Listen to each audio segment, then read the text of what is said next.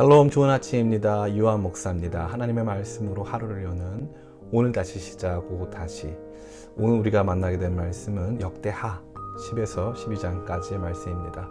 이 중 우리가 집중하기 원하는 부분은 12장 14절 한 절 말씀이 되겠습니다.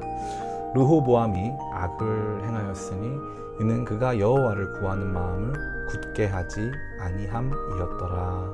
아멘. 오늘 우리가 읽은 말씀은 솔로몬의 아들 르호보암의 통치에 대한 종합평가입니다. 이스라엘의 분열을 막기는커녕 도리어 자신에게 주어진 나라를 나누어지도록 그 비밀을 제공한 책임이 있는 왕이지요. 그의 통치에 대한 평가가 한 줄로 기록되어 있는데 한마디로 결국 그의 통치는 하나님 보시기에 좋지 못했다는 것입니다. 그러나 놀랍게도 열왕기와 역대기에서 나타나는 르호보암에 대한 이야기는 조금 그 내용이 다릅니다. 역대기가 훨씬 긍정적으로 평가하고 있다는 사실이죠. 11장 23절은 이렇게 말하고 있습니다.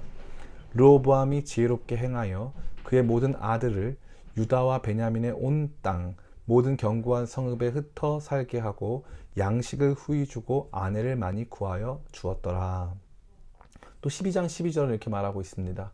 르호보암이 스스로 겸비하였고 유다에 선한 일도 있으므로 여호와께서 노를 돌이키사 다 멸하지 아니하셨더라.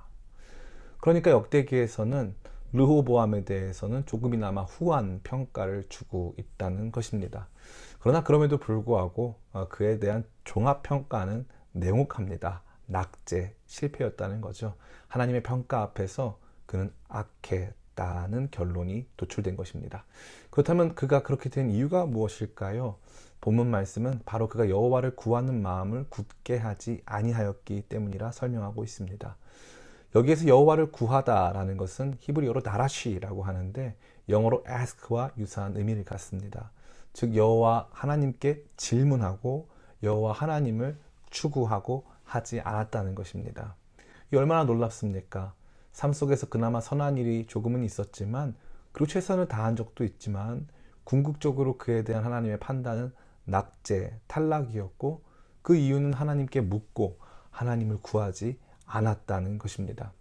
아무리 열심히 해도 아무리 무언가 최선을 다해도 결국 안 됐다는 것이요. 결국 정답은 하나님께 질문하고 하나님을 구하는 것 자체에 달려 있었다라는 것입니다. 이러한 말씀이 오늘을 사는 우리에게 주는 교훈은 무엇입니까? 바로 기도가 우리의 인생에 대한 하나님의 평가의 시금석이 된다는 것입니다. 우리는 보편적으로 옳은 일, 또 효율적인 일, 즉 잘한 일이나 선한 일을 하는 것이 궁극적으로 우리의 삶에 대한 평가를 좋게 한다고 생각합니다. 그러나 성경이 제시하는 기준은 그렇지 않습니다. 도리어 세상적 기준으로 완전하고 문제없는 삶보다 조금은 부족하고 실수 많아도 하나님의 뜻을 구하고 하나님과의 동행을 구하며 사는 삶이 하나님 보시기에 훨씬 더 아름답고 온전한 삶이라는 것을 강조하여 말해 주십니다. 그러기에 하나님을 구하고 하나님께 구하는 기도야말로 하나님께서 가장 원하시고 우리 자신과 주변 사람에게 가장 잘한 일로 평가받을 수 있는 것이죠.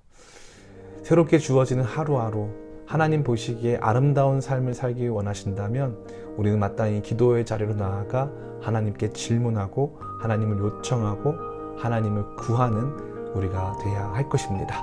오늘 다시 시작, 다시